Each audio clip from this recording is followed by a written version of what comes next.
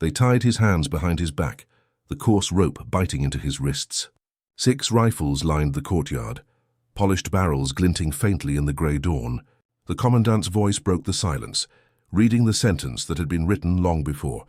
Lieutenant Klaus Brenner, decorated and disciplined, stood still. His eyes scanned the faces of soldiers who had once called him comrade.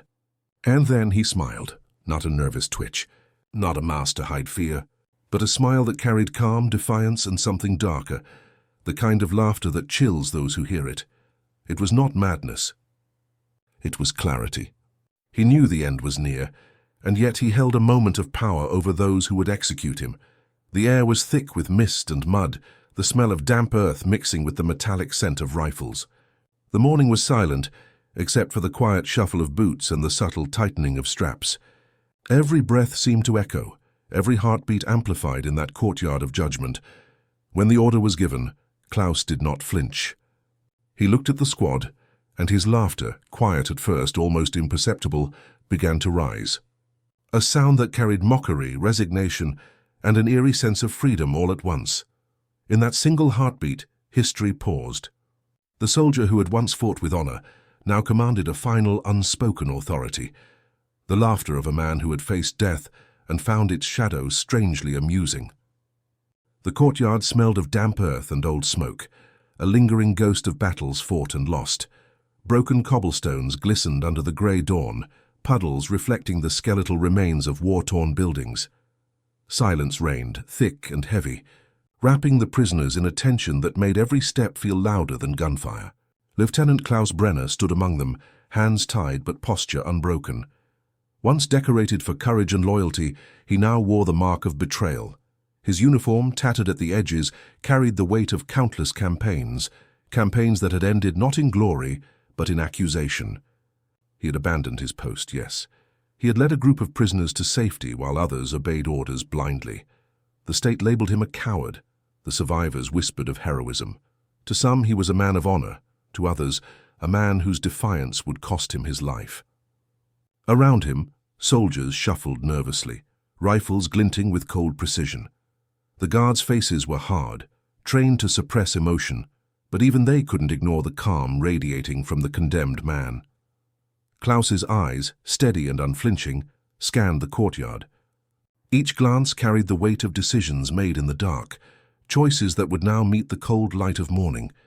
Every prisoner present felt it, the thin line between fear and awe, the quiet power of a man who faced death without surrendering a tremor.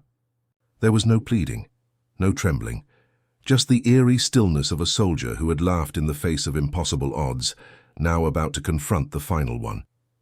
In that courtyard, the rules of life and death seemed suspended. Time stretched, shadows deepened, and in the heart of Klaus Brenner a strange clarity bloomed, the understanding that whatever came next, he had already claimed a form of freedom no bullet could take away. The morning air was thin and cold, carrying with it the faint scent of gunpowder and mud. Every footstep echoed like a drum in the empty spaces between the ruined walls. The soldiers adjusted their rifles, their hands shaking ever so slightly, betraying nerves hidden beneath the uniform. Yet none dared meet Klaus's gaze directly. His calm, unsettling, commanded attention without words. He remembered the faces of those he had led to safety, eyes wide with hope, hands grasping his in trust. Their lives were now the unseen witness to his defiance, a ghostly jury that weighed heavier than any tribunal could. In that quiet, he felt the absurdity of it all, trained to kill for orders, judged for saving lives. The light began to stretch across the courtyard, pale and weak, illuminating the rifles and boots. The bound hands, the trembling leaves caught in puddles. A crow perched on the remnants of a broken fence, its call the only sound challenging the weight of silence. Klaus's breath came steady, deliberate, measured as if he were walking through a familiar battlefield, and then came the subtle stir of anticipation, the moment when seconds stretched into eternity. The guards whispered, the prisoners shifted, and Klaus, standing alone in the heart of the courtyard, allowed the faintest curve of a smile. Not arrogance, not triumph, but a quiet acknowledgement. He had already faced more than most would in a lifetime, and nothing that came now could unmake the choices that defined him. The courtroom smelled of damp wood and ink. the kind of scent that clung to walls long after the trial ended. Sunlight filtered through tall, narrow windows, casting sharp lines across the cold stone floor. Lieutenant Klaus Brenner sat in the center, his hands resting lightly on his knees, bound yet unbowed. Around him the officers shuffled papers, adjusted uniforms, and whispered among themselves, every movement conspicuous against the suffocating stillness. The tribunal began without ceremony. No speeches, no recounting of heroics or faults, only the dry, clipped reading of charges: treason, desertion, betrayal of orders. Each word landed like a hammer on iron, echoing off the walls, reverberating in the hearts of those gathered. The spectators, soldiers, clerks, and a handful of prisoners, leaned forward instinctively, sensing the inevitability of the verdict before it was pronounced. Klaus's eyes scanned the room slowly, taking in the faces of men who believed they were arbiters of justice. Their expressions shifted subtly, as they realized his calm was not fear nor remorse.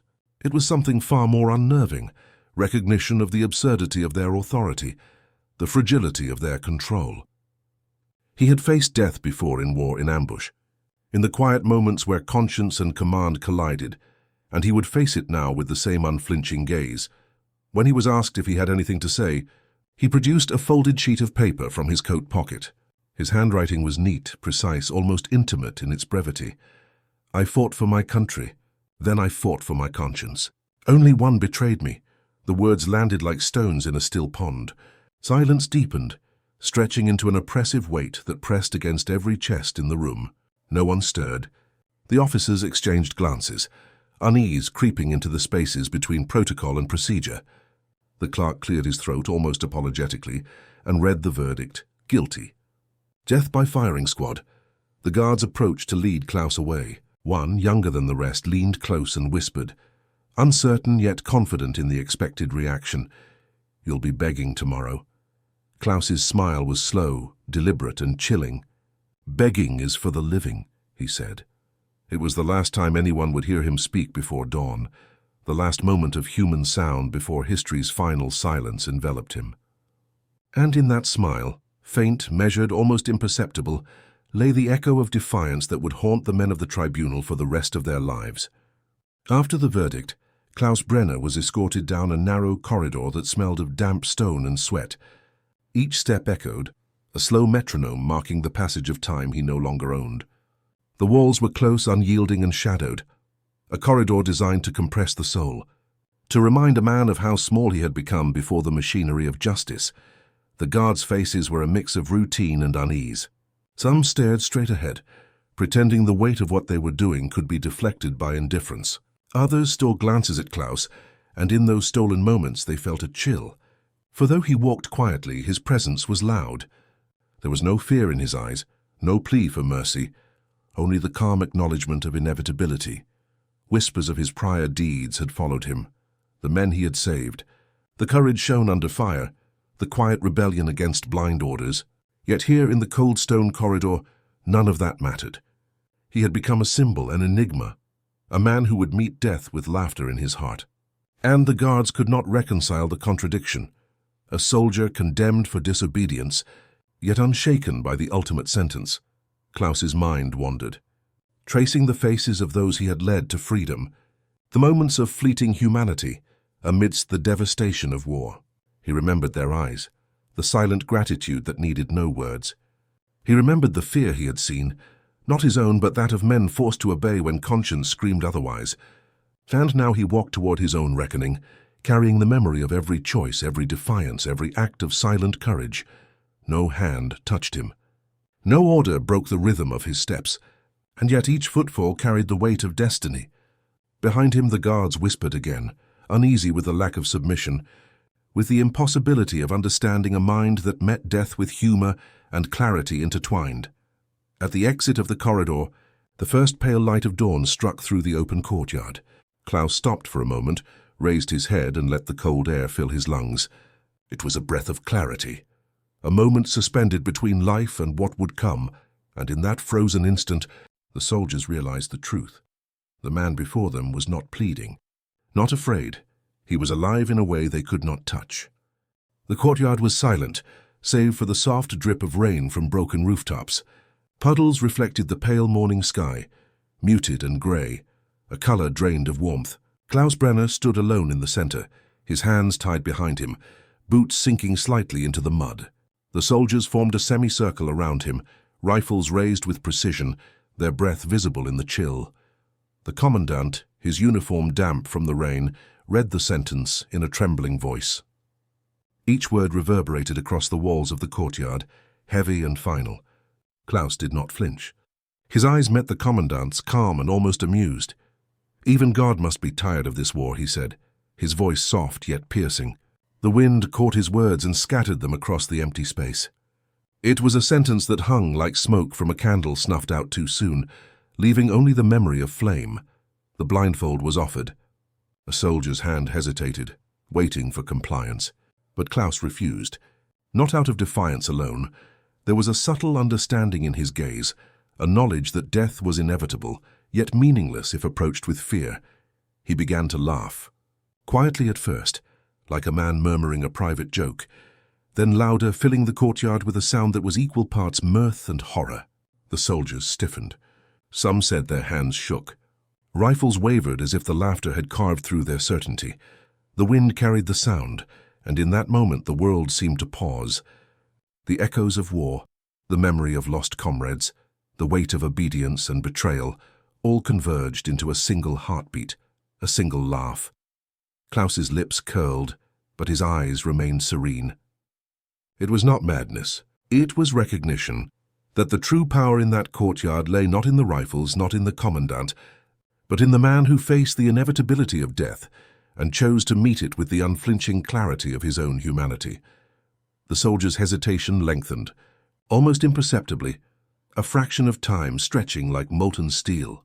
And then, with the final command, the rifles were raised in unison. The soldiers' fingers tightened around the triggers, but their eyes betrayed a tremor. Rain slicked the wooden stocks of their rifles, and the cold bit into their faces. Yet no one dared blink. Klaus Brenner stood rigid, his chest rising and falling with measured calm. Each heartbeat seemed louder than the raindrops that fell around him. He looked to the horizon, where the pale light of dawn clung stubbornly to the clouds. His mind, a spiral of memories, comrades lost, missions abandoned, the faces of those he saved, all converged in one still moment. He smiled faintly, a ghost of amusement, a shadow of triumph. "Fire," the commandant whispered to himself before signaling. But the word had barely settled in the damp air when Klaus laughed again. Not the nervous laugh of a man unprepared, but a deep, dark, knowing sound. It rolled across the courtyard, curling around stone walls and puddles, echoing like a mocking hymn. The soldiers flinched. Some looked to each other for confirmation. Could a man laugh before death? Could courage take the shape of amusement? The answer came in the silence that followed, a silence heavy enough to press down on each chest. Klaus's gaze swept the faces of the men who had been ordered to end him. He saw hesitation, doubt, a flicker of shared humanity. And in that fleeting moment, the execution was no longer theirs to control. It belonged to him. One soldier whispered under his breath, almost to himself, "I've shot men who begged, but never one who laughed." Klaus caught the words and smiled wider, a small tragic acknowledgement. He was a man who faced annihilation, yet chose the freedom of defiance. Time slowed. The wind carried the scent of wet earth and gunpowder. Klaus's laughter softened into a quiet, almost reverent hum, like a melody only he could hear. The courtyard, the rifles, the mist, all became still, waiting, as if history itself paused to witness a soul refusing to bow. Then the command came again, firmer, unyielding. Fire. The courtyard lay in a quiet tension, the air thick with the scent of rain-soaked earth and gunpowder. Broken buildings around it cast long shadows. The morning light muted, filtered through clouds that seemed to mourn the war itself. 6 rifles were aligned, polished yet worn from years of obedience, the soldiers standing rigid, palms slick with sweat under gloves that had fired too many rounds. But none like this. Klaus Brenner's hands were bound tightly behind his back, the rope biting into his skin, a reminder of mortality that he refused to acknowledge in spirit. His uniform, once pristine and decorated with the insignia of loyalty, was now torn and muddied, evidence of the chaos of surrender and capture. Yet he did not flinch. He did not beg. He did not pray. There was no tremor in his posture, no quiver of fear in his eyes, only the faintest curl of a smile, one that hinted at something beyond comprehension, a consciousness dancing on the edge of sanity. The commandant stepped forward, a man usually composed, now betraying the weight of what was to come. His voice shook as he read the sentence aloud, each word resonating across the empty courtyard. Executed by firing squad, for treason against the state. The words fell like stones, heavy, final, sealing the fate that history had decreed. Then came the order, raise your rifles. Time slowed. The soldiers' fingers gripped the triggers, knuckles white. The cold morning air clung to their faces, but inside a storm raged. An internal conflict, the kind that comes when duty collides with the unthinkable. Across from them, Klaus did not look at the barrels aimed at his chest. He looked past them, eyes fixed on the grey horizon, where clouds hung low as if mourning the innocents lost to war. A whisper floated across the courtyard from one of the guards, perhaps a habit of nerves. Begging. You'll be begging tomorrow. Klaus's smile widened imperceptibly, almost as if amused by the futility of their anticipation. His voice, calm, low, carried over the misty morning. Begging is for the living.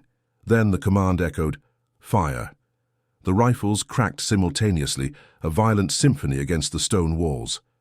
The smoke curled around Klaus like a shroud, carrying the scent of wet metal and earth. He did not fall. His chest heaved slightly, yet his head remained erect, chin lifted, a single tear cutting through the grime and blood on his cheek. That tear was a testament to life, fragile, fleeting, but undeniably human. The soldiers blinked, frozen by disbelief. Some had fired countless times at men who screamed, begged, cursed their fate, but never had they seen a man laugh in the shadow of death. Klaus's eyes, glinting with defiance and an almost imperceptible mischief, met the commandant's gaze. And there, in the briefest of moments, a silent understanding passed. This man was unbroken. Fear belonged not to him, but to those who sought to extinguish him. Around the courtyard, the world seemed to pause. The puddles on the cobblestones mirrored the grey sky, reflecting shattered remnants of a continent trying to rebuild. Rainwater ran into cracks, mingling with the red stains of gunpowder and mud, a crude mosaic of war's legacy. Even the wind seemed to still, as if it too feared disturbing the scene of a man who had transformed his final moments into a performance of quiet terror and defiance. Klaus breathed slowly, deliberately. The soldiers hesitated. Fingers on triggers quivered. Eyes darted nervously, questioning the morality of the act they had been trained to obey without thought. The laughter, faint at first, began to rise, cutting through the morning silence, haunting in its calmness. It was not the laughter of madness nor of jest. It was something darker, a sound that belonged to history itself, a sound that mocked authority, mocked fear, mocked the inevitability of death. The first volley had failed to claim him fully, and yet it had done something more profound. It had disrupted the order of the world. In the echo of gunfire and the curling smoke, the soldiers saw not just a man standing, but a mirror reflecting their own fragility. And in that mirror, they glimpsed a truth they could not admit. Obedience alone could not tame the human spirit. Klaus's lips moved again. Almost imperceptibly, a whisper meant only for the commandant and history alike. Tell them I never ran. It was a sentence as calm as the dawn light, as irrevocable as the war itself. And as the smoke hung thick around his figure, as the courtyard remained suspended in the haze of the morning, Klaus Brenner became more than a soldier. He became a legend of human defiance, a tragic testament to what it means to face death with eyes open, laughter on the lips, and the mind unbroken. The smoke from the first volley hung thick in the cold morning air, twisting like spectres between the soldiers and the condemned man. The echo of gunfire still resonated against the stone walls of the courtyard, a sharp reminder that death, though aimed, can be delayed. Klaus Brenner stood, unwavering, silent except for the faint tremor of his laughter, which had become a haunting metronome marking the passage of his final moments. The commandant stepped forward again, his hands trembling as he reloaded the rifles. The soldiers exchanged uneasy glances. In their training, obedience was meant to erase doubt, yet here doubt had taken root, deep and stubborn. No one dared break the unnatural pause. Klaus's calm was a provocation, a mirror reflecting the fragility of authority. He glanced at the horizon, grey clouds parting just enough to let a weak pale light fall upon the courtyard. The air smelled of wet earth, smoke and iron, an olfactory symphony of war and death. Klaus inhaled slowly, savouring the moment, as if time itself had slowed to honour his defiance. Around him the world held its breath, soldiers frozen, pigeons on ruined rooftops startled by the gunfire, a stray dog hesitating at the edge of the rubble. All waited. The commandant raised his voice, now trembling further. "Second volley. Fire!" The rifles cracked again, louder this time, a chorus of metal and intent. Klaus's body jolted slightly with the impact, yet his head remained lifted, his gaze meeting the officer's with the same unbroken defiance. The bullets tore through the damp air, embedding themselves into the walls and the ground around him, yet he remained standing, a living monument to human endurance in the face of machinery of death. A tear traced down Klaus's cheek, glistening in the weak light. It was a humanizing mark amidst the surreal brutality, a reminder that this man, though legendary in his courage, was still flesh and blood. His lips moved again almost inaudibly, whispering to the commandant, to history, to the air itself, "Tell them I never ran." The soldiers flinched, a collective shudder passing through their ranks. Some lowered their rifles momentarily, questioning their actions, questioning the morality of obedience in the shadow of such defiance. Klaus's laughter returned, quiet at first, then louder, carrying over the courtyard like a ghostly echo, a sound both unnerving and captivating. It was no longer merely a laugh, it was a declaration, a final act of self-determination. With the second volley, his knees buckled slightly, but he did not collapse immediately. The first rifle blast had failed to claim him entirely, and now as he slowly sank to the wet stones, the soldiers were confronted not with the image of defeat, but with the image of choice, a man claiming dignity even at the edge of death. His eyes, still open, met those of the commandant one last time. There was no fear, no pleading, only the faint trace of amusement, a reminder that courage and madness can be indistinguishably intertwined. Klaus's head fell back, resting against the cold, wet stones, yet his expression was serene, almost peaceful. The courtyard, filled moments ago with tension and anticipation, was now silent, save for the soft drip of rain and the distant cawing of birds. History would remember this moment, not for the firing squad, not for the commands shouted across a war-torn courtyard, but for the man who faced it with laughter. Decades later, accounts of soldiers present would speak of the feeling of reverence and terror that lingered long after the smoke cleared, the strange mix of fear, awe, and shame. For in that laughter, humanity was both revealed and denied, a paradox that no military manual could explain. Klaus Brenner's body was finally lowered, the life extinguished by method and ceremony, yet the legend he left behind would not fade. His laughter, captured in whispers, letters, and eyewitness accounts, became a symbol, a reminder that even in the machinery of death, the human spirit can assert itself in defiance, mockery, and courage. The courtyard, once alive with the tension of rifles and the echoes of commands, had fallen into an unnatural silence. Rain dripped from broken rooftops, forming puddles that reflected the empty sky and the remnants of gun smoke. The soldiers who had fired at Klaus Brenner stood motionless, each grappling with the enormity of what they had witnessed. Some stared at the ground, unable to reconcile the act they had just committed with the man who had faced them with laughter. Others leaned against the stone walls, pale faces etched with disbelief. The orderly process of executions drilled into them through years of military routine felt hollow now. None of the men spoke, though their eyes carried questions too heavy to voice. One soldier finally broke the silence, whispering to his comrade, voice trembling, "I've shot men who screamed, begged, cursed, but never one who laughed." That single sentence hung in the air like a verdict of its own, a mirror reflecting the impotence of fear and the audacity of courage. Laughter, that simple human expression, had become a weapon sharper than the rifles, piercing the discipline and authority they had long relied upon.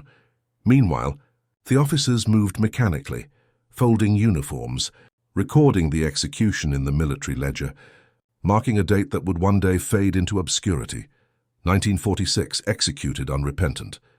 But even as they followed protocol, their minds wandered back to Klaus's face, the calm smirk, the quiet defiance that had unraveled their certainty. Klaus's laughter was not merely mockery, it was a revelation. It revealed that courage and madness, when fused in the heart of a human being, could destabilize even the most rigid structures of authority. For years afterward, soldiers would recall the sight of him standing upright, smiling in the face of death, and feel a shiver of shame, admiration, and fear intertwined. Beyond the soldiers, the courtyard itself seemed to mourn and remember. Raindrops splashed softly, echoing faintly like applause from the earth, while broken stones and puddles mirrored the grim beauty of the scene. Shadows stretched long across the damp cobblestones, the early sun casting cold light through clouds heavy with smoke. It was as if the world paused to record the moment, honoring the strange paradox of a man who had faced inevitable death with serenity and laughter. In the weeks that followed, letters began to surface, fragments of thoughts from Klaus himself. One written the night before his execution would later be discovered by historians. In delicate, precise handwriting it read, "Laughter is not defiance. It's my last act of freedom." No grand monument would ever commemorate Klaus Brenner. No marble statue, no plaque would mark his resting place. Only the faint record in dusty archives, the whispered memories of those present, and the shadow of a man who had, in his final act, rewritten the rules of fear, courage, and human dignity. Decades later, the echoes of that morning refused to fade. In dusty archives and forgotten files, historians stumbled upon letters, reports, and testimonies, fragments that slowly painted the portrait of a man who had stared death in the face and chosen laughter over fear. Each document was a reminder that history is not merely written by the victors, but haunted by those who dared defy expectation. One letter, preserved by a sympathetic officer, carried Klaus's final reflections. His handwriting was careful, almost tender, betraying none of the anxiety one might expect from a condemned man. "Laughter is not defiance. It's my last act of freedom," it read. The words were simple, yet they resonated with an almost cruel clarity. A soldier teaching the living how to confront their own mortality. Survivors of the war, those who had known the brutality and chaos of occupied territories, recounted hearing whispers of Klaus's final moments. Some spoke of a man who faced his execution with serenity. Others described the eerie effect his laughter had on the soldiers.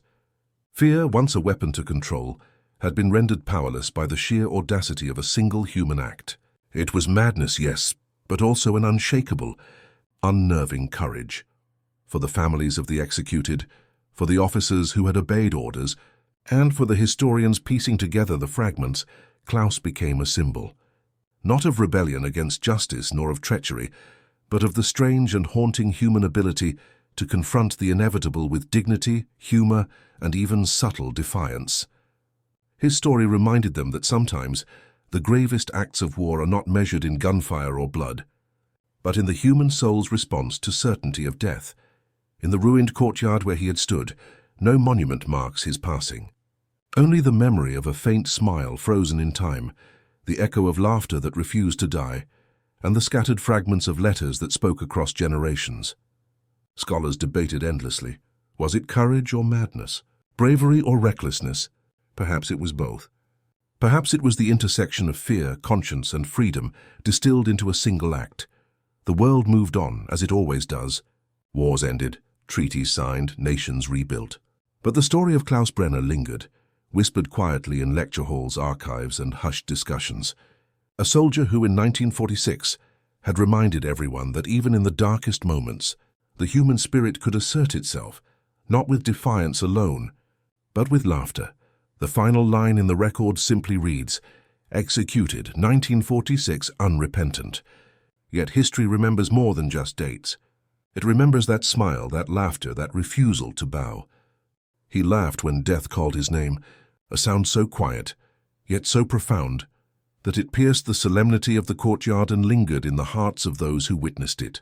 Not out of mockery, not out of madness alone, but a final, human assertion that even in the face of inevitability, freedom could manifest in the smallest, most terrifying acts. History recorded his execution with clinical precision, The rifles fired, the smoke cleared, the body fell.